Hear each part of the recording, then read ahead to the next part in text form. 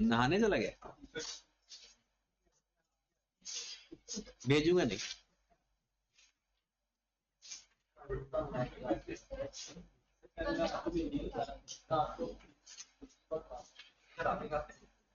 कल वाला क्वेश्चन का कौन सा नंबर है? वो वैसे कंप्लीट है, उसमें कोई एरर तो नहीं है? सही है, समय नहीं लगा। चलो क्वेश्चन नंबर 5 पहले देख लेते हैं।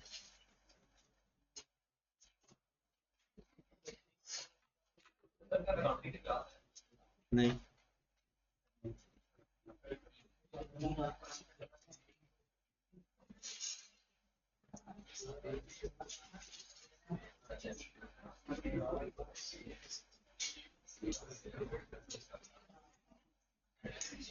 अच्छा ये क्वेश्चन नंबर 5 देख लें, फिर उसके बाद नेक्स्ट पे जाते हैं।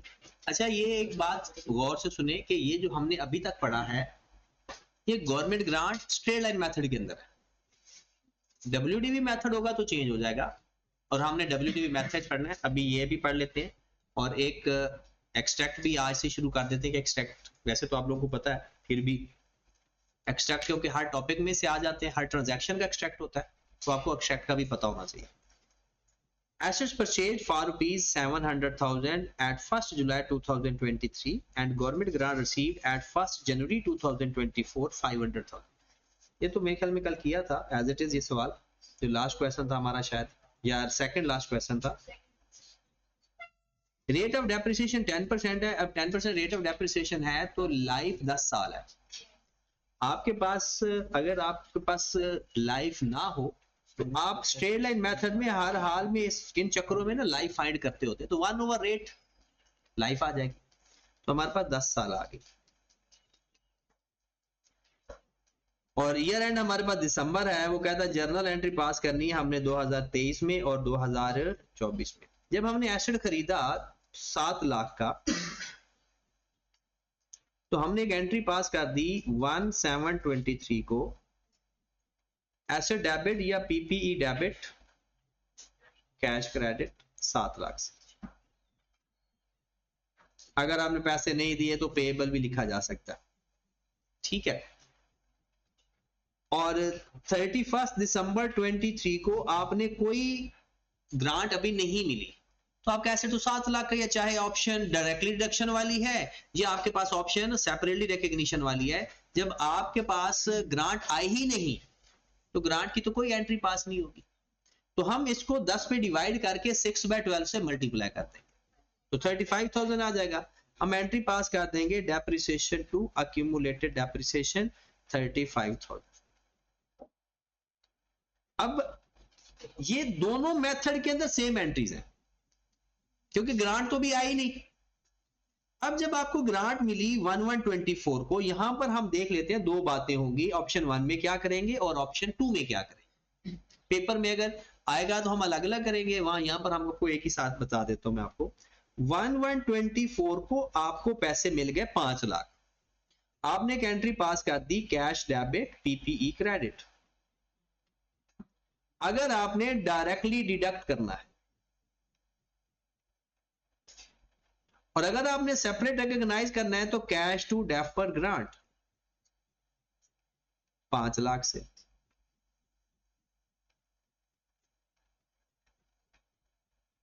अब जब दिसंबर 24 को हम पहुंचे तो हमने डेप्रिशिएट करना है। अब याद रखिए एसेट के अंदर कभी कोई चेंज आता है ना तो हम उसको चेंज इन एस्टिमेशन की तरह ट्रीट करते हैं। और चेंज इन एस्टिमेशन क्या होता है, बुक वैल्यू फाइंड करो और फिर इसके अंदर जो चेंज है अप्लाई कर दो। आपके एसेट में क्या चेंज आ रहा है भला पता है? आपके एसेट आपको क्रेडिट कर रहे हो और सेम ईयर में किया भी नहीं है, किसी अगले साल में जाकर कर रहे हो। तो पहले ऐसा करो कि पिछले एसेट की बुक वैल्यू फाइंड करो। 7 लाख में से 35,000 माइनस कर दो, ये हमारे पास कितना आ गया 665000 आ गया। एसेट बुक वैल्यू आ गई। अब आपका एसेट 5 लाख से कम हो रहा है, चेंज आ रहा है ना आपके एसेट के अंदर। आपके एसेट की वैल्यू में चेंज आए, आपके एसेट के लाइफ में चेंज आए, उसकी रेजिडुअल वैल्यू में चेंज आए, कोई भी चेंज आता है हम उसे change in estimation he consider करते हैं, और साल के एंड पे जाकर जब उसको डेप्रिशिएट करते हैं तो चेंज अप्लाई करके करते हैं। तो हमने इसमें से 5 लाख माइनस कर दिया, और जब मैं इसको डिवाइड करूंगा तो रिमेनिंग लाइफ पे डिवाइड करूंगा। लाइफ चेंज ना हो तो रिमेनिंग लाइफ, चेंज हो जाए तो न्यू लाइफ। तो रिमेनिंग लाइफ कितनी है, ये मेरी अगले साल की डेप्रिसिएशन आ जाए। हाँ, रेट से मल्टीप्लाई करोगे ना तो इसका मतलब है आपने 10 साल लाइफ कंसीडर की हुई है। 10 साल तो लाइफ है ही नहीं। एक सूरत में रेट अप्लाई हो सकता है, अगर वो रेजिडुअल वैल्यू वाला फार्मूला अप्लाई करें तो वो उसमें से हो जाता है, लेकिन जब भी स्ट्रेट लाइन में इस तरह से चेंज आता है ना तो रेट डायरेक्ट अप्लाई नहीं करते, क्योंकि रेट अप्लाई होता है ओरिजिनल कॉस्ट पे, बुक वैल्यू पे नहीं होता। क्योंकि बुक वैल्यू पे रेट अप्लाई हो जाए ना तो वो WDV मेथड बन जाएगा, तो ओरिजिनल कॉस्ट हमारी वैसे ही नहीं रही। सर ये 5 लाख को हमें ग्रांट भी मिली, तो ग्रांट हमने एसेट में से माइनस नहीं करते। नहीं तो सर ये तो यानी 5 लाख आप कह रहे हैं कि 7 लाख वाला 5 लाख वाला आपको, नहीं नहीं, 7 लाख वाला एसेट 5 लाख से कम हो गया तो 5 लाख हमने माइनस कर दी।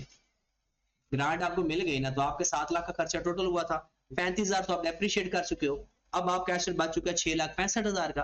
गवर्नमेंट ने आपको 5 लाख रुपया दे दिया, अब जो गवर्नमेंट आपको पैसे देगी उसका क्या करोगे, एसेट की वैल्यू में से माइनस करोगे या डेफर्ड ग्रांट लिखोगे। तो ऑप्शन आपके पास एसेट में से माइनस करना है तो एसेट क्रेडिट कर दो, और अगर अलग लिखना है तो डेफर्ड ग्रांट क्रेडिट कर दो। ठीक होगी बात। अब मेरे पास यहां पर आ गया डेप्रिसिएशन टू accumulated depreciation, ये कितनी वैल्यू आ गई इसकी 1736 और अगर यहां पर हम करेंगे तो डेप्रिसिएशन टू accumulated depreciation तो नॉर्मल वे से आएगी 70,000। क्यों 70,000 आएगी, क्योंकि पूरे साल की डेप्रिसिएशन हमने ले ली जी। 6 में तो पिछले साल थी ना, इस साल तो पूरा साल है हमारे पास एसेट। जो गवर्नमेंट ग्रांट है इसने अमोर्टाइज होना है over the life of the asset. तो अब लाइफ कितनी है 9.5 साल, तो अब हमने उसको 9.5 पे डिवाइड कर देना है, तो हमारे पास आ जाएगा डेफर्ड ग्रांट डेबिट SOPL या गवर्नमेंट ग्रांट इनकम क्रेडिट कितनी अमाउंट से, कितना 52632 5263।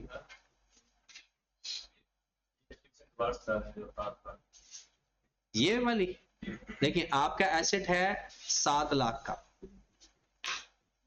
और मेथड है स्ट्रेट लाइन। तो स्ट्रेट लाइन में ओरिजिनल कॉस्ट पर ही रेट अप्लाई कर देते हैं। पहले साल 6 महीने के लिए इस्तेमाल किया था इसलिए 6 महीने की डेप्रिसिएशन ली थी, उसके बाद तो 6 महीने का कॉन्सेप्ट खत्म हो गया ना, 2024 की ये 2024 की। ठीक होगी बात, क्योंकि 2023 की तो हमने ये ऊपर दोनों के लिए एक जैसी थी। अच्छा जी ओके है बाकी, चलें जी वापस चलते हैं अपनी ओरिजिनल पोजीशन पे।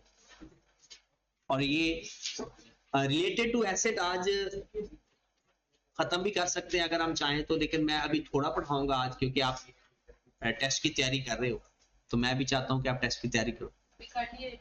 अच्छा वही करनी है या कर रहे हो तो आपका ये जो बर्डन है ये कम से कम। हाँ ये है कि उसके बाद मंडे को हमने इसको थोड़ा फिर अच्छा पढ़ेंगे ताकि ये रिलेटेड टू एसेट कंप्लीट ही खत्म कर देंगे मंडे वाले दिन। फिर आगे मतलब आगे 2-3 दिनों में ये खत्म हो जाएगा स्टैंडर्ड हमारा, फिर हम बाकी नेक्स्ट जी। लेजर तो किसी भी चीज के बन सकते हैं, जनरल एंट्री जिसकी है उसके लेजर्स हैं। ठीक है। अच्छा क्वेश्चन देखें जनाब के अगर मैं कहता हूं कि गवर्नमेंट ग्रांट के अंदर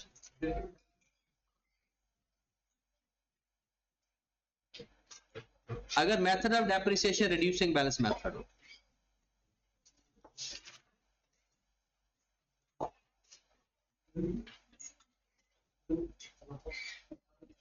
डेप्रिसिएशन का मेथड क्या है रिड्यूसिंग बैलेंस मेथड। हाँ जी रिड्यूसिंग बैलेंस मेथड के हिसाब से अगर हम देखें कि अगर इसमें दो बातें, इफ लाइफ ऑफ एसेट या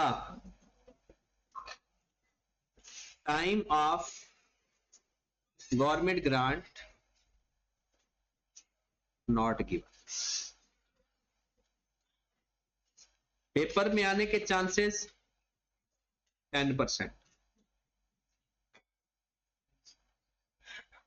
10% चांसेस हैं शायद ये कॉन्सेप्ट पेपर में डिस्कस हो जाए, और मुझे लगता है ये 10% भी नहीं है, क्योंकि आई कैप ने अपनी किताब के अंदर ये कॉन्सेप्ट डिस्कस ही नहीं किया होगा।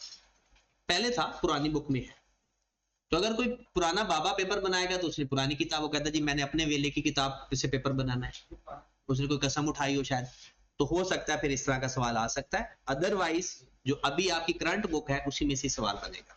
उसमें life of the asset,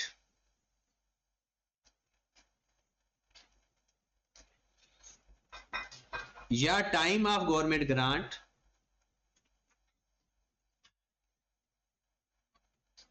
given होगा, लाइफ ऑफ एसेट या time of government grant given होगा।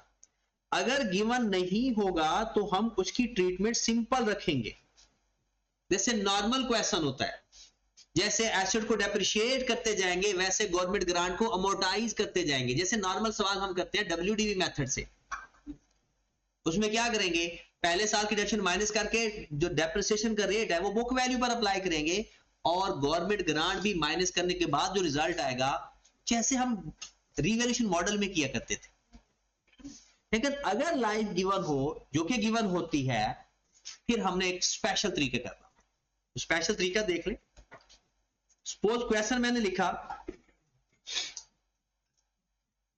कि एक हमने प्लांट खरीद लेते हैं, purchased eight 1/1/2022 for rupees 600,000.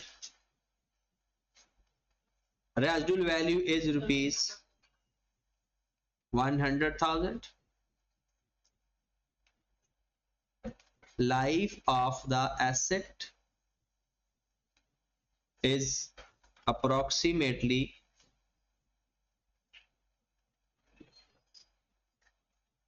4 years. Rate of depreciation 10%, reducing balance sheet.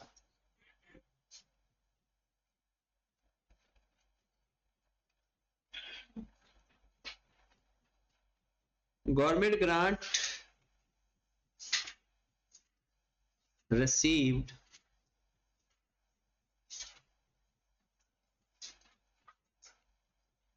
rupees 150,000.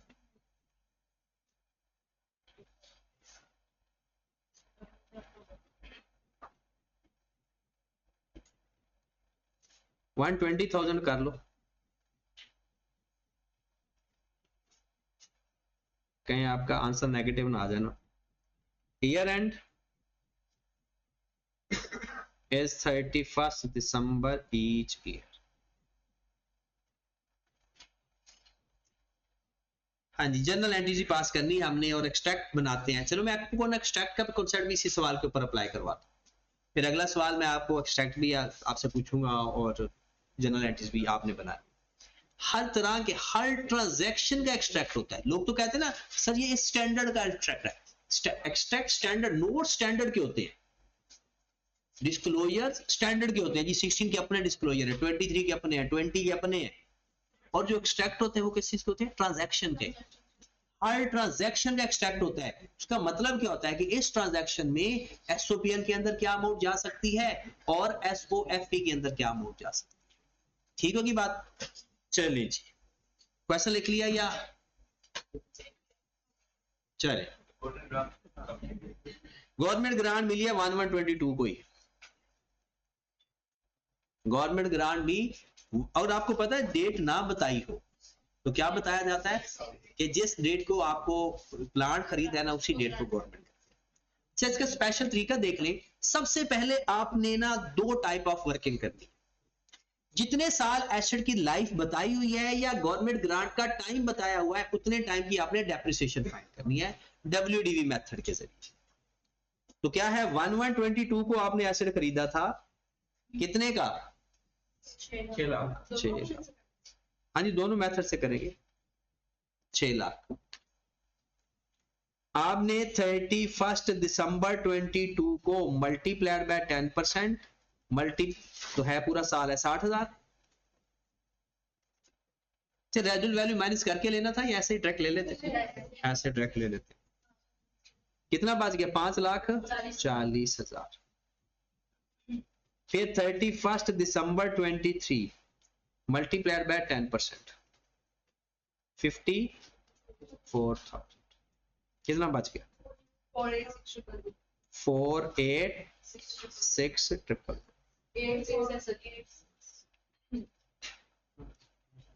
4,8,6,000। फिर दिसंबर 24 मल्टीप्लाइड बाय 10%, 4,8,6,000। कितना? 4,37,4,000। 4 साल अभी नहीं हुए। दिसंबर 25 मल्टीप्लाइड बाय 10%, 4,37,4,000। हाँ जी, बुक वैल्यू की जरूरत नहीं है हमें, बेसिकली इन डेप्रिसिएशन की जरूरत थी। ठीक है। WDV मेथड में ये बातें गौर से सुनने वाली हैं जो आपका टाइम सेव करती हैं। WDV मेथड के अंदर चाहे ऑप्शन 1 है चाहे ऑप्शन 2 है, आपकी ये दोनों वर्किंग कंपलसरी है। एक डेप्रिसिएशन फाइंड कर लेना और एक आगे जाकर एक टेबल बनाना है। टेबल कैसे बनाना है? यहां पर आपने लिखनी है ईयर्स, यहां पर उसकी लिखनी है डेप्रिसिएशन। ईयर्स एंड आपका पहले दिसंबर 22, दिसंबर 23, दिसंबर 24, दिसंबर 25। दिसंबर 22 की डेप्रिसिएशन है 60,000, 54,000। 4,8,6,000, 4,3,740। इसका टोटल भी कर लीजिएगा। 2,0,6,3,4। चले जी, अब आंखें खोलने की जरूरत है।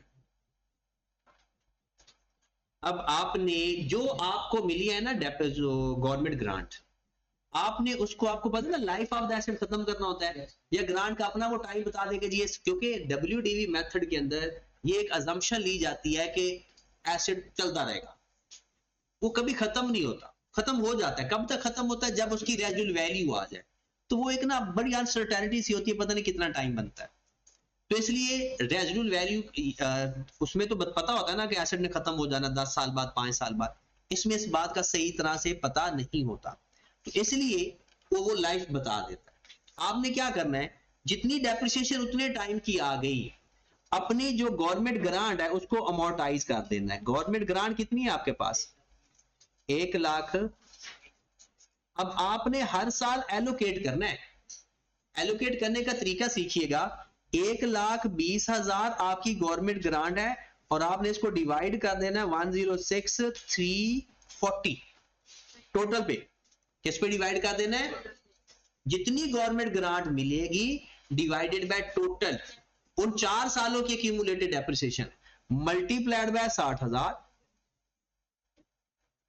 Multiplied by 54,000, multiplied by 4,8,6,000, multiplied by 4,3,740। पहले का आंसर बताइएगा जरा। 3,4,894। दूसरे का 4,04। 2,8,264. And last one is 2,5,438. 2,5,438। और अगर आपने वैसे अपने दिल की तसल्ली करनी है कि आपके पोर्शन में ठीक है, तो 1,20,000 ही आएगा जिसको पोर्शन किया है। और इसमें ₹1 का ₹2 का ऊपर नीचे हो सकता है राउंड ऑफ की वजह से, अगर कभी कोई इशू हो तो। ये वर्किंग और टेबल कंपलसरी है दोनों ऑप्शन में। ये हमारी वर्किंग पूरी होगी। अब हमारा सवाल शुरू करते हैं। जनरल एंट्रीज मेन पास करनी आती है या एक्सट्रैक्ट बनाना आता है? हाँ जी, बन गया टेबल या चल रहा है? इसको कर ले नोट।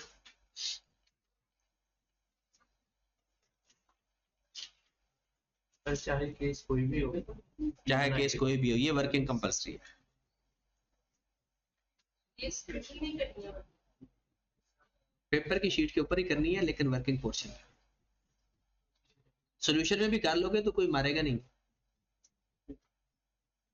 लेकिन बेहतर होता है कि अगर उसने जनरल एंट्रीज पूछी है तो ये जनरल एंट्री तो नहीं है ना, तो फिर हम वर्किंग कर दिया करें।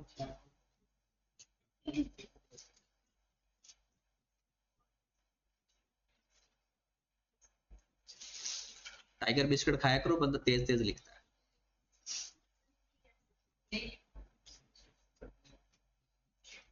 बंदा दोस्तों को गिफ्ट ही कर देता है टाइगर बिस्किट। चले जी आगे चले, देख लो देख लो।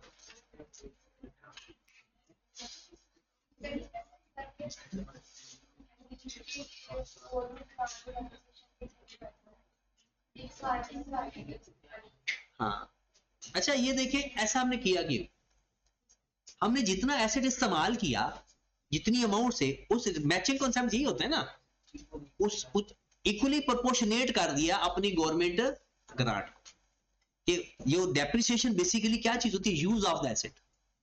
जो डेप्रिसिएशन की अमाउंट होती है तो हम ये कंसीडर करते हैं कि इतनी वैल्यू तक का एसेट हमने इस्तेमाल कर लिया। वह जितनी वैल्यू का इस्तेमाल हमने करके उसको एक्सपेंस में लिखा है, तो उससे रिलेटेड जितनी इनकम आएगी वो भी हम वैसे ही उसको प्रोपोर्शनेट कर लें। अच्छा, अब इसको लिखने का तरीका देख लें। ऑप्शन 1 में जाते हैं पहले। अब यहां पर आपकी ऑप्शन वाला काम शुरू हो गया। सबसे पहले हम देखते हैं कि जी डायरेक्टली डिडक्शन वाला केस होता तो क्या करते।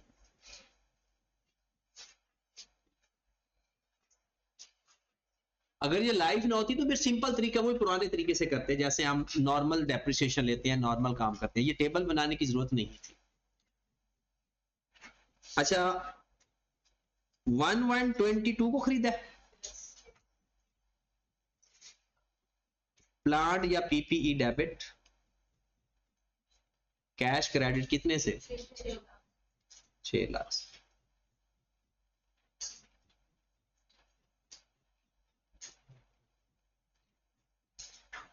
फिर हम एंट्री पास करेंगे जी, कैश डेबिट, प्लांट क्रेडिट 1,20,000।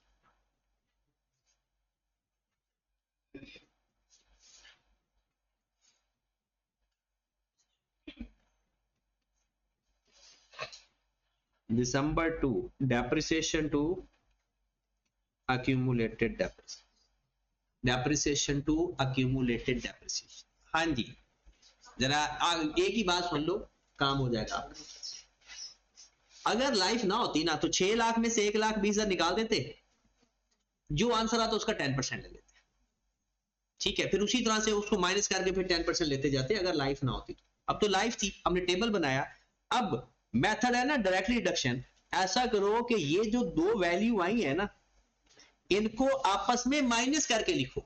आपकी डेप्रिसिएशन आई है 60,000, उसमें से जो ग्रांट की वजह से कम होनी है वो आया 34,894। अब इंटरेस्टिंग बात यह है कि बहुत आसान तरीका है, हम तो दुआ करते हैं कि यही सवाल पेपर में आए। डायरेक्टली डिडक्शन हो तो माइनस करके लिख देंगे, और सेपरेट रिकॉग्निशन हो तो इन दोनों को अलग अलग करके लिख देंगे। यही टेबल है आपका। डायरेक्टली डिडक्शन है तो क्या करना है, माइनस करके लिख देंगे, डिडक्ट करके लिख देंगे। और अगर सेपरेटली रिकॉग्निशन है तो अलग अलग दो एंट्रीज पास कर देंगे। और ये पेपर में सवाल भी आया हुआ है, यानी एक दफा ये सवाल पेपर में आ चुका है और आया भी एक ही दफा है। तो कितना आंसर आ गया जी, दोनों को माइनस करते 25,104 25,106।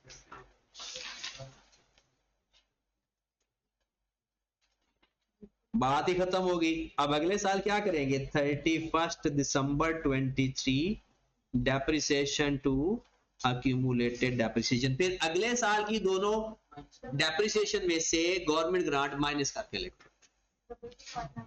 22596 22596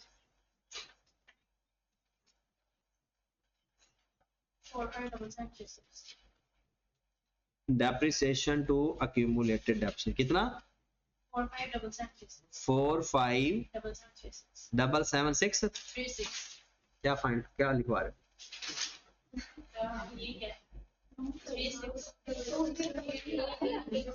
2033 जो आपने लिखा है ना मैंने वही फाइंड किया है, सही आंसर है।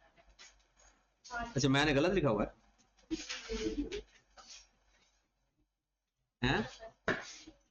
तो आप लोगों ने लिखवाया, मेरे ऊपर नहीं डालना कोई बात, ये आप लोगों ने लिखवाया, मैंने वो लिखा हुआ है। आपस में लगाया करो इल्जाम, कैलकुलेशन आपकी होती है। हाँ जी, 48600 को 28264 को आपस में माइनस कर दें, यही आ रहा है। फिर दिसंबर 25 डेप्रिसिएशन टू अक्यूमुलेटेड कितना, 1802 3021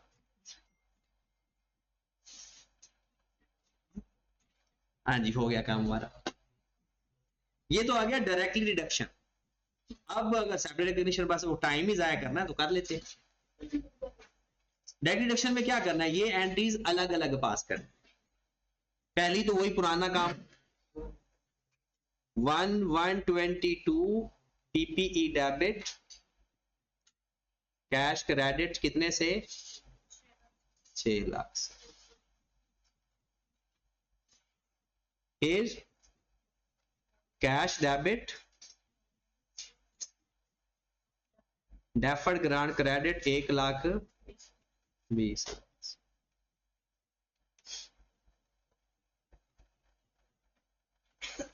फिर उसके बाद दिसंबर 22 पहले डेप्रिसिएशन टू अक्यूमुलेटेड डेप्रिसिएशन अलग से 60,000 और साथ पे डेफर्ड ग्रांट टू एसओपीएल 34894 पता चला नहीं कौन सी वैल्यू लिखी है। ये गवर्नमेंट ग्रांट के जो टेबल में वैल्यू आ रही है ना, ये अलग अलग लिखनी है। आप कहानी खत्म होगी और आगे हर साल आप कर लोगे ना, पक्का। चले, मैं आपको इसी सवाल के अंदर ना नया कॉन्सेप्ट बता देता हूँ। छोटा सा एक कॉन्सेप्ट है एक्सट्रैक्ट वाला। एक्सट्रैक्ट वाला सब बचपन से पढ़ते आ रहे हैं, जब आप पीआरसी में पैदा हुए थे। तो एक्सट्रैक्ट का मतलब, अगर आप अक्रूवल एंड प्री पेमेंट वाला चैप्टर देखे तो उसमें क्या देखते थे, बताओ जी एसओपीएल में क्या जाना है और एसओएफपी में क्या होना है, यही तो एक्सट्रैक्ट होते हैं।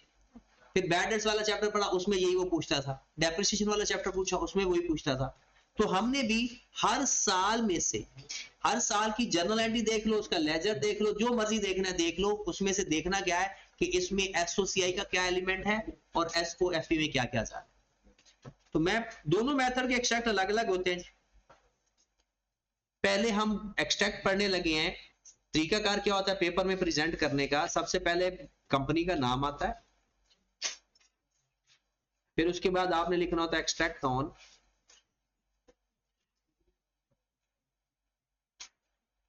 अगर उसने फाइनेंशियल स्टेटमेंट का लफ्ज इस्तेमाल किया है तो आप भी फाइनेंशियल स्टेटमेंट लिख लो। फिर दोनों का बनाते हैं, और दोनों में से किसी एक का नाम लिखा हुआ है तो बस उसका बना दो। और फॉर द ईयर एंडेड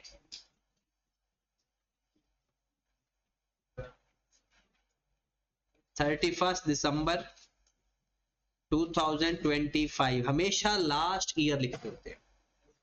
एक से ज्यादा सालों के एक्सट्रैक्ट बनाने हो तो लास्ट ईयर लिखते हैं ऊपर, और अगर एक ही साल का बनाना है तो जिस साल का वो कहेगा उसी साल का बना दें।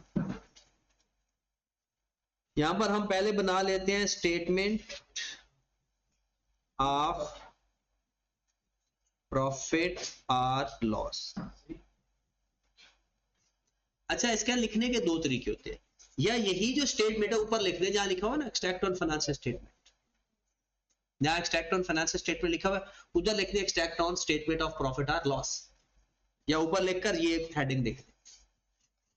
यहां पर हम लिखेंगे 2025, कुछ इस तरह से तरीका लिखने का, 2024, 2023, 2020। सही कौन सा उसका है? ये बता रहे हैं डायरेक्टली डिडक्शन वाले का।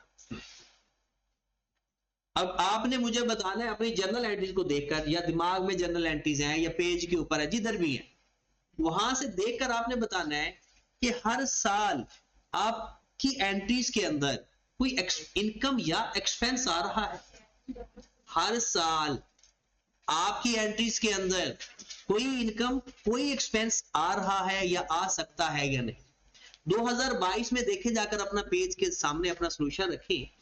2022 की जब आपने एंट्रीज पास की थी तो पहली एंट्री क्या पास की थी?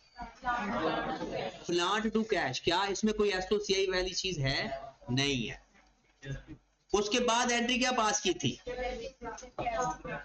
Cash to plant. क्या इसमें कोई एलिमेंट है एसओसीआई का? मतलब कोई इनकम कोई एक्सपेंस कुछ भी नहीं है। उसके बाद क्योंकि जो होता है ना एसओसीआई का वो होता है फॉर द ईयर, जो जर्नल एंट्री में है वो ही आएगा, और जो होता है ना एसओएफपी के अंदर उसके अंदर होता है as on, as at. As at का मतलब है उसमें चीजें प्लस माइनस होकर आएंगी। जो एसओपीएल के अंदर चीज आएगी वो जर्नल एंट्री में जो लिखा है एज इट इज वही आएगा, और जो एसओएफपी के अंदर चीज आएगी उसके अंदर कोई चीज प्लस माइनस होकर आएगी, क्योंकि वो एज एट होता है मतलब उस दिन का, ये होता है फॉर द ईयर। तो बताएं उसके बाद एक एंट्री पास किया आपने डेप्रिसिएशन टू अक्यूमुलेटेड डेप्रिसिएशन। क्या एसओपीएल का एलिमेंट है? अक्यूमुलेटेड डेप्रिसिएशन नहीं, डेप्रिसिएशन है। तो डेप्रिसिएशन का नाम लिखें, ऊपर हेडिंग दे सकते हो अदर एक्सपेंसेस की, डेप्रिसिएशन। 2022 में कितनी डेप्रिसिएशन चार्ज कर रहे हो आप? 25,106। 2023 में आपने डेप्रिसिएशन कितनी चार्ज की? 225,96। 2024 में 205,20,336, फिर 1830। अब देखिए आपने हर साल एक एक्सपेंस नजर आ रहा था, उसको उठाया एसओपीएल के अंदर लिख दिया, खत्म हो गया एसओपीएल का एक्सट्रैक्ट। सारी एंट्रीज पास कर रहे हो तो एंट्रीज को देख लो, एंट्रीज पास नहीं कर रहे हो तो वैसे पढ़ पढ़ के देखते जाओ कि ये इस साल एक्सपेंस आना है या नहीं आना, ये इस साल की इनकम है या नहीं है, बस इनकम और एक्सपेंस उठा। फिर आपने लिखनी है बिल्कुल ऐसे ही, नीचे लिख देना है statement of financial position as at 31 December 2025। बिल्कुल प्रोसीजर वही लिखेंगे, 2025, 2024, 2023, 2022।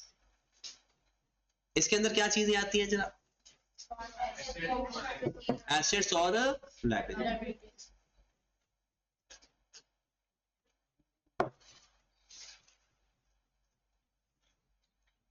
एसेट्स तो हैं इसके अंदर, पीपीई अलग अलग करके लिख लो या डायरेक्ट करके लिख लो, आपकी अपनी मर्जी। अलग अलग करके लिख लो या डायरेक्ट करके लिख लो, आपकी अपनी मर्जी। कॉस्ट, सबसे पहले हम 2022 पे जाते हैं। एसेट की कॉस्ट कितनी थी? क्या 6 लाख थी या 6 लाख माइनस 1,20,000 थी? 6 लाख माइनस 1,20,000, क्योंकि आपने ऐसे डेबिट भी किया हुआ है क्रेडिट भी किया हुआ, तो डेबिट तो प्लस क्रेडिट तो वैल्यू कितनी बच गई? 4,80,000।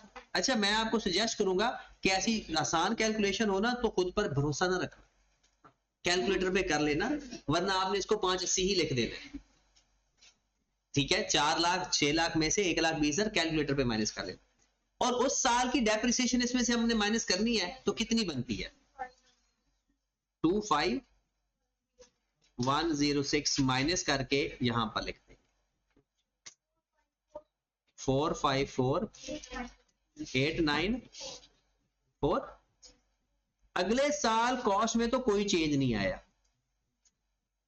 कॉस्ट में कोई भी चेंज नहीं आया, वही आप देखिए अगले साल एसेट में ना कोई डेबिट हुआ ना कोई क्रेडिट हुआ, लेकिन एक्यूमुलेटेड डेप्रिसिएशन में अमाउंट ऐड हुई है। हर साल की डेप्रिसिएशन प्लस होती जाती है ना, लेजर में देख लो या वैसे एक्यूमुलेट करते जाओ। तो 25,106 में 2023 की डेप्रिसिएशन ऐड कर दो 477। सर ये 120,000 माइनस क्यों किया है? आप मुझे बताएं, 6 लाख डेबिट किया था तो 1,20,000 क्रेडिट किया, तो एसेट की कॉस्ट कितनी पड़ी होगी लेजर के अंदर? 4,80,000। 4,770। हाँ जी, माइनस करेंगे तो 2023 की बुक वैल्यू आ जाएगी कितनी? 4,322। ये वैल्यू भला कैसे आई? कॉस्ट तो चेंज नहीं हुई क्योंकि ना कोई ऐसे नया डेबिट हुआ ना क्रेडिट हुआ, लेकिन डेप्रिसिएशन में एक एक्यूमुलेटेड ऑप्शन ऐड हो गई तो वो अमाउंट बढ़ गई। अब 2024 में ऐसे तो 4,80,000 से अवेलेबल है, ऐसा ही है, और डेप्रिसिएशन एक साल की और ऐड हो जाएगी, कितनी बन गई? कितना? 68,038। तो उसकी बुक वैल्यू कितनी रहेगी?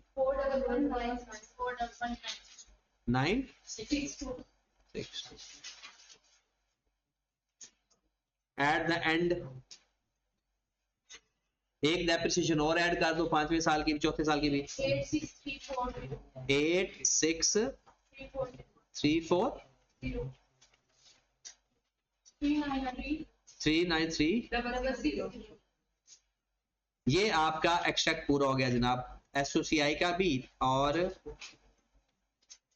अच्छा, ये ना जब इस तरह से लिखते हैं ना तो ये डेट भी इसके साथ आगे लिख देते हैं, ऊपर लिखने की बजाय, for the year ended December 25। नहीं, अब 2 लाइनें बता वो, क्योंकि हमने दोनों एसओपीएल और एसओएफ दोनों को नीचे लिखा है ना, तो इसलिए अब डेट तो दोनों की सेम होती नहीं है लिखने का तरीका, इसलिए उनके साथ साथ ही आप आगे लिखते जी। जहां तक पहुंचे पहले, ये ऑप्शन 1 का एक्सट्रैक्ट पूरा हो गया।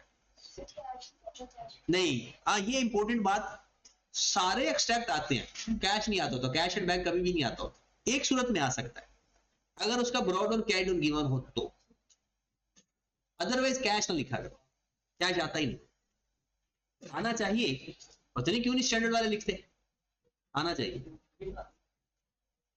हाँ जी, दूसरी ऑप्शन का एक्सट्रैक्ट बनाओगे? बनाओ जरा, दूसरी ऑप्शन का एक्सट्रैक्ट आप बनाओ जरा, फिर अपना एक्सट्रैक्ट देखना जरा आप लोगों का दिमाग कैसा काम करता है। बनाओ जरा, देखते हैं कि एक्सट्रैक्ट कौन पूरा बना सकता है।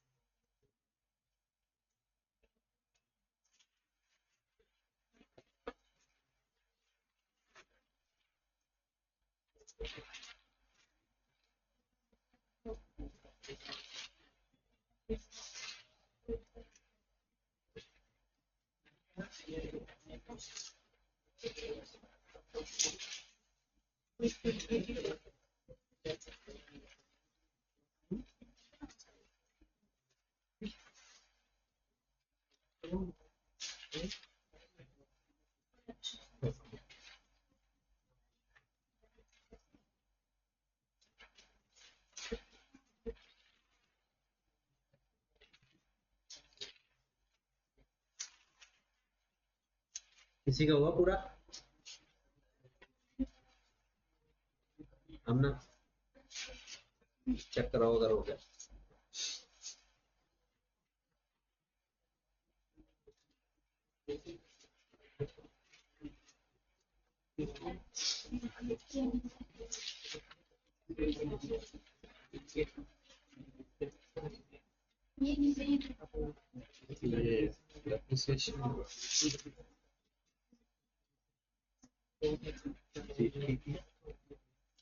ये 6 लाख ये लाइन जुड़ गई है।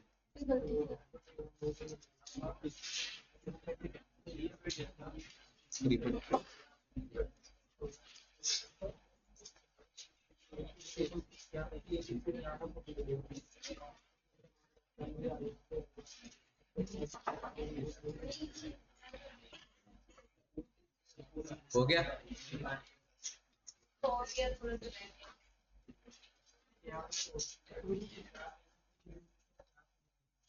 कोशिश करनी है सबने, ये ना समझना कि आपको कुछ नहीं आता, कुछ ना कुछ करना है तो पता चलेगा।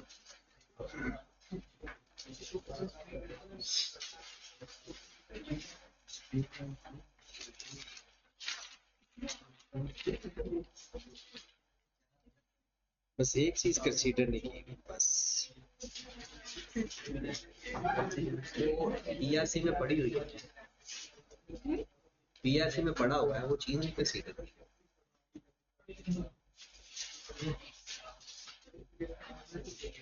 सभा नहीं हुआ।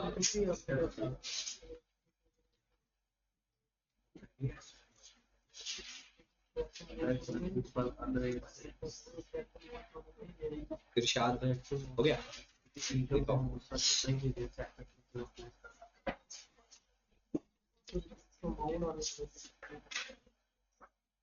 करंट और नॉन करंट को अलग अलग किसी वो इकट्ठा लिख सकते हैं, लेकिन करना तो चाहिए, ऑफिशियल तो करना चाहिए। ठीक है सर, हो गया।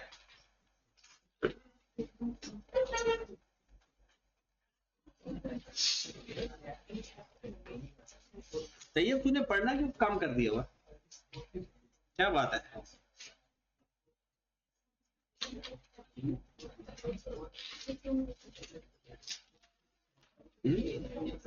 दूसरा से नहीं पढ़ रहा जैसे तू पढ़ता है? क्या कोई परेशानी है, कोई घर में मसला है, या बड़ा हो गए हो, जवान हो गए हो? कोई ना कोई चक्कर चल रहा है। ये क्या किया सर? उसको यूजफुल है है? हर साल पहले इधर आना, इधर से। ये कॉस्ट उसमें से क्यों रिडक्शन माइनस करते गए, ये था। ये क्या डेफर्ड ग्राउंड इसमें से माइनस कर दिया है हर साल। पहले ले यार तेरा, ये बहुत ही अजीब कॉन्सेप्ट है यार ये तो। हाँ यहाँ तक ठीक। हाँ जी देखें जरा, पहले तो मैं समझ रहा था कि सबको समझ लग गई है, अब ये थोड़ा सा देखें। एक छोटी सी बात, ये हमें ये भी पता है कि जो अगले साल इनकम जानी है ना, वो नॉन करंट लायबिलिटी नहीं बल्कि करंट लायबिलिटी होती है। ये हमने लोन वाले केस में पढ़ा था कि वो जब इंस्टॉलमेंट में लोन पे करते थे ना, तो हम जो अगली इंस्टॉलमेंट होती थी ना, उसको हम करंट लायबिलिटी में लिखते थे। अब मैं आपको दो तरीके बताता हूँ।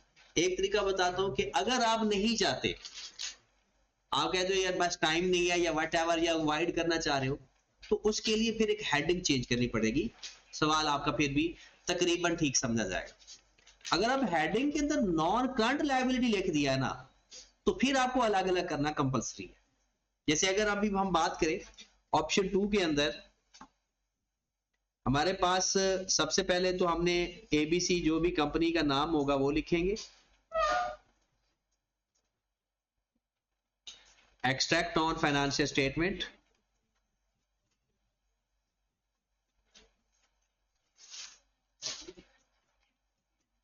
और यहां पर लिखेंगे स्टेटमेंट ऑफ प्रॉफिट और लॉस फॉर द ईयर 31 दिसंबर 25।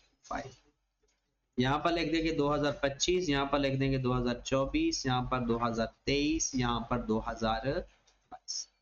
हमारे पास दो चीजें हैं, एक अदर एक्सपेंसेस है और इसके अंदर अदर इनकम भी है।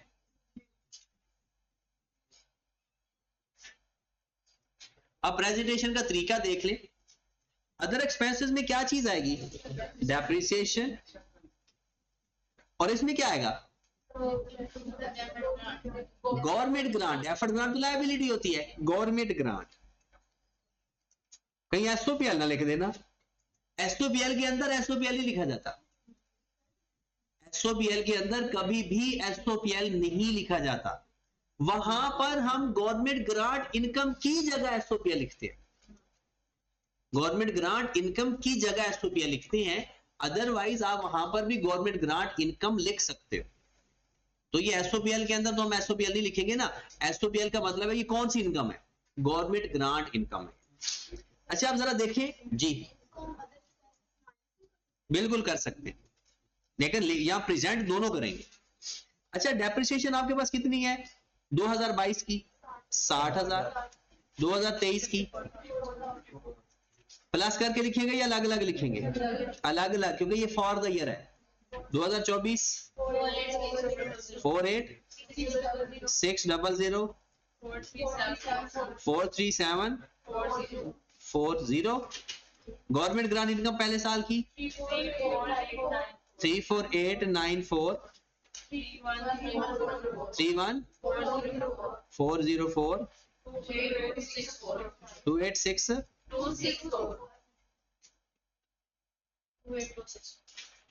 282 64 43। एसओपीएल का एक्सट्रैक्ट पूरा हो गया। बट एक चीज और भी आई कैप के मैंने देखा हुआ है कि वो अगर इनकम भी हो और एक्सपेंस भी हो, इनकम भी हो और एक्सपेंस भी हो, तो वो किसी एक को ब्रैकेट में लिख देता है। अगर इनकम भी आ रही है काफी सारी और एक्सपेंस भी आ रहे हैं तो फिर वो कुछ को यानी सिर्फ डिफरेंशिएट करने के लिए, अदरवाइज यहां तक ठीक है क्योंकि यहां पर आपने हेडिंग जो दे दी है कि ये एक्सपेंस है हमारे, ये इनकम है, तो ब्रैकेट लगाने की जरूरत नहीं है। बट आई कैप अपने सॉल्यूशंस के अंदर सजेस्टेड आंसर के अंदर इनकम या एक्सपेंस अगर इकट्ठे आ जाएं तो किसी एक को वो विद इन ब्रैकेट लिखता है ताकि डिफरेंशिएट हो जाए कि ये इनकम है और ये एक्सपेंस है।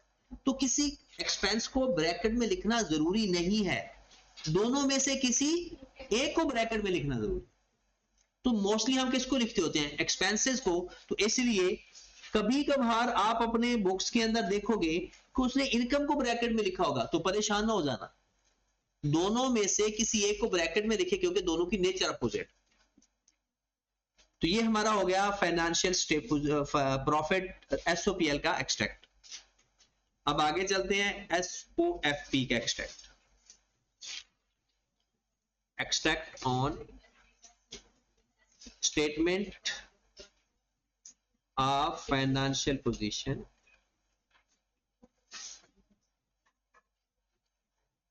As at December 25। यहां पर लिख देंगे 2025, 2024, 2023, 2022। हाँ जी, सबसे पहले हमने क्या लिखना है जी? PPE, property plant and equipment, और यहां पर उसकी लिख देंगे कॉस्ट, लेस कर देंगे अक्यूमुलेटेड डेप्रिसिएशन। अच्छा, आप डायरेक्ट नेट बुक वैल्यू भी लिख सकते हो, परेशानी वाली बात नहीं है। अच्छा जी, कॉस्ट हमारे पास कितनी है? 6 लाख, और आपको पता है हर साल 6 लाख। पहले डेप्रिसिएशन माइनस हुई 60,000, तो ये आ गया 5,40,000। फिर 114 48, फिर ऐड किया 1626 437 206340 206 340 3936 3936 ये हमारे पास आ गया पीपीई का। अब यहां पर एक बात गौर से सुननी है। अब हमारे पास जो डेफर्ड ग्रांट है वो हमारी लायबिलिटी पड़ी हुई है। अगर आपने ना सिर्फ एक हेडिंग के अंदर लिखनी है ना लायबिलिटी, तो हेडिंग भी सिर्फ लायबिलिटी देनी है, नॉन करंट लायबिलिटी हेडिंग नहीं देनी। अगर आपने उसको अलग अलग क्यों करना है? ये हमें पता है कि अगले साल जो इनकम में अमाउंट जानी है उसको हम करंट में अलग अलग करके लिखते हैं, ये हमने शुरू से सीखा हुआ है। अब पहले मैं आपको जो आपने लिखा हुआ है वो बता देता हूं। आपने फिर हेडिंग कौन सी देनी है? लायबिलिटीज। अब आपके पास टोटल कितना पैसा मिला था आपको? 1,20,000। पहले साल कुछ आपने इनकम में लिख दिया, 1,20,000 से वो माइनस कर दो तो अमाउंट बता दो। 8510। फिर अगले साल जो इनकम में चला गया वो इसमें से माइनस कर दो। माइनस करते तो जो अमाउंट अगले साल की इनकम में लिखी हुई है ना वो माइनस कर दो। कितना?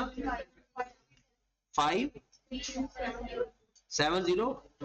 फिर अगले साल की अमाउंट माइनस कर दो 2540। और 0। अच्छा, कभी ऐसा होता है राउंड ऑफ की वजह से ना यहाँ पर रुपया कम या ज्यादा हो रहा था, प्लस या माइनस आ रहा, तो वो 0 ही लिखना है, ये ना कहना कि 1 रुपए की लायबिलिटी बच गई, वो तो राउंड ऑफ की वजह से वो आ रहा होता है फर्क, अदरवाइज ये 0 ही होती है। अच्छा, ये तरीका है तब जब आपने लिखना है ना इस चीज को, ये नहीं मैं ब्रैकेट में आपको नहीं कहा कि ब्रैकेट में लिखिए आप, ब्रैकेट में आपने नहीं लिखना, यानी ये मैं सिर्फ आपको समझाने के लिए कि एक तरीका ये है जो आप लिख सकते हो, जो अच्छा तरीका है ना वो दूसरा है, वो मैं साथ साथ समझा कर लिखता हूं आपको। आप बताएं जरा वो सारा इनकम का स्केड्यूल मुझे बताएं कि पहले साल कितनी इनकम में लिखा, यहां पर एक साइड पे लिख देते हैं, कितना 34894, दूसरे साल कितना लिखा 31402, 404, तीसरे साल 28264, 28264, और तीसरे साल। अब यहां पर देखें जरा, आपने टोटल लायबिलिटी क्रेडिट की थी 1,20,000 से, ऐसा है या नहीं? आप अपनी जर्नल एंट्री में देखो ना, जिसको जर्नल एंट्री इस्तेमाल करनी आ जाती है, अकाउंटिंग का पेपर ना फेल होता है ना बोर होता है, ये बात याद रखें। आप अपनी जर्नल एंट्रीज का सीक्वेंस चेक करें, ऑप्शन 2 में हमने पहली एंट्री पास की cash, debit, deferred grant, credit. अब सोचे आपकी लायबिलिटी में डेफर्ड ग्रांट में 1,20,000 चला गया, उसी साल आपने एक एंट्री पास की deferred grant, debit, government grant, income credit या एसओपीएल क्रेडिट, तो आपने उसी साल ग्रांट डेबिट कर दी इस अमाउंट से, इसका मतलब है 1,20,000 में से ये आपने कम कर दिया 2022 में ही। अब आपके पास जो लायबिलिटी बच गई है वो 1,20,000 माइनस 34894, मतलब ये वाली अमाउंट तीनों डन। अब हमें ये पता है कि आपकी जो लायबिलिटी रह गई है इसको माइनस करके बता ही दो, 1,20,000 माइनस 34 ऊपर 85, यही बची पड़ी है ना लायबिलिटी। अब ये हमारी लायबिलिटी तो है, हमें करंट लायबिलिटी की डेफिनेशन से पता चला कि जो अगले 12 महीनों में कोई एसेट्स या लायबिलिटी बनती है वो तो करंट होती है। ये जो वैल्यू आ रही है अगले साल की, टोटल लायबिलिटी हमारी है 85,106, लेकिन जो अगले साल की लायबिलिटी है वो नॉन करंट लायबिलिटी नहीं होती, बल्कि वो क्या होती है।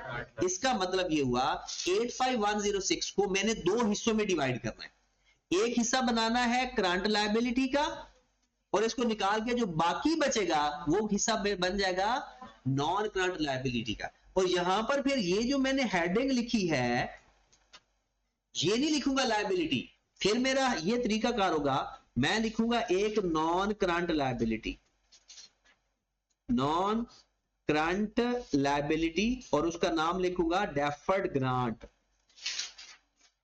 और फिर मैं हेडिंग दूंगा करंट लायबिलिटी और उसमें के नीचे भी क्या लिखूंगा डेफर्ड ग्रांट। अब मैंने देखा मेरे पहले साल 2022 में करंट लायबिलिटी में कितनी अमाउंट आ रही है 31404 और 815106 में से ये माइनस कर दे तो कितनी वैल्यू बच गई 53702। अगर मैं दोनों को प्लस कर देता हूं तो वैल्यू वही बनती है, लेकिन उसको अगले साल वाली वैल्यू को उसमें से अलग करके लिखा है, करंट अलग हो गया, नॉन करंट, ये वही नॉन वाला केस है एग्जैक्ट। तो अगर आप हेडिंग में लिखोगे नॉन करंट और करंट तो आपने टोटल में से अगले साल वाली वैल्यू माइनस करके करंट में लिख दो, बाकी को नॉन करंट में लिख दो। और अगर आप नहीं लिखना चाहते, ऐसा नहीं करना चाहते, फिर हेडिंग चेंज कर, हेडिंग सिर्फ लायबिलिटी की लिखो, करंट और नॉन करंट का लफ्ज ना लिखो, क्योंकि लायबिलिटी दोनों होती है। फिर अगले साल आ जाए, आपकी ये वैल्यू भी खत्म होगी अगले साल, अपनी जर्नल एंट्री के अंदर देख ले, आपने अगले साल 31404 से डेफर्ड ग्रांट डेबिट किया, आपके पास बाकी ये दो अमाउंट बच गई जिसे आप ये अमाउंट कह देते हो। अब इन दो अमाउंट्स के अंदर देखना है आपने अगले साल कौन सी इनकम में चली जाएगी, ये वाली वैल्यू, तो इसको किस में लिख देंगे, और बाकी जो बचेगी वो वैल्यू कहां लिख देंगे, कितनी बचेगी, यही बचेगी ना। सॉरी ये यहाँ पर मेरे ये इसके नीचे लिखना है 28264 और 2543। अब अगर आप इन दोनों को प्लस करते हो ना तो यही वैल्यू बनती है। अब अगले साल ये जो करंट वाली वैल्यू होती है ये इनकम बन जाती है। अगले साल जो करंट वाली वैल्यू थी वो क्या बन जाती है, इनकम। और ये इसको फिर सेग्रीगेट करते हैं। अब वैल्यू हमारी ये रहेगी और ये अगले साल इस पूरी इनकम बन जाना है। इसका मतलब है नॉन करंट लायबिलिटी अब खत्म हो गई, जो भी रह गई है वो क्या बन गई, क्योंकि इस पूरी ने अगले साल इनकम में चले जाना है। अब ये देख ले, इनको प्लस करें तो ये बनता है, इनको प्लस करें तो ये बनता है। वही उसी वैल्यू को स्प्लिट करके लिखते हैं। स्प्लिट कैसे करना है, अगले साल वाली एक इंस्टॉलमेंट को माइनस कर करके लिखते हैं जी। हाँ ठीक, आई कैप ने भी लिखा हुआ है ऐसा। नलायक लोगों का भी ऑप्शन है, मतलब जो सही कॉन्सेप्ट तो यही है ना कि आप करंट और नॉन करंट को अलग अलग करके लिखिए। एक वैल्यू बस यार एक वैल्यू माइनस करके लिखते जानी होती है अलग अलग करके। ठीक है जी। अच्छा आप आई कैप की किताब निकालिएगा जरा।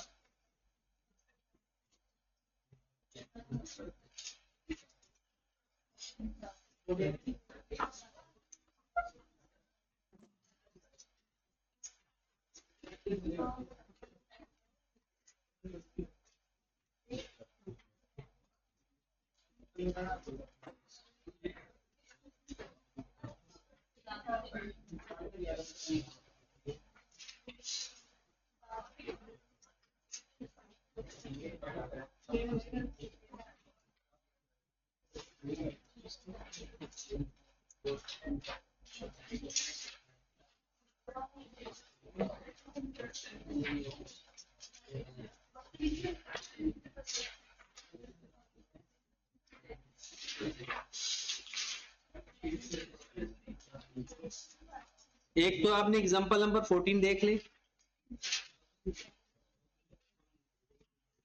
एग्जांपल नंबर 14 पेज नंबर ये 14 है और एग्जांपल भी 14 है।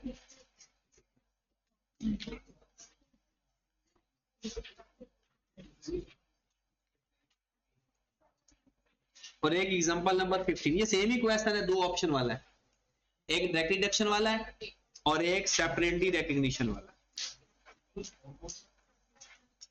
14, 15, 16,